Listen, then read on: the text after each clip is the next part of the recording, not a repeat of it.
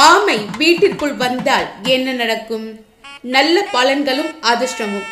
விஷ்ணுவின் அவதாரம். இந்து மதத்தில் ஆமை என்பது மகாவிஷ்ணுவின் கூர்ம அவதாரமாக போற்றப்படுகிறது.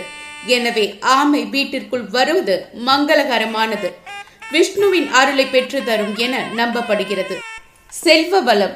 ஆமை மகாலட்சுமி தேவியின் ஆசிர்வாதத்தை பெறுவதாக நம்பப்படுகிறது. ஆமை வீட்டிற்குள் நுழைவது செல்வம், அதிர்ஷ்டம் மற்றும் பொருளாதார மேம்பாடு ஆகியவற்றை ஈர்க்கும் ஒரு நல்ல சகுனமாக கருதப்படுகிறது. நீண்ட ஆயுள் மற்றும் பொறுமை.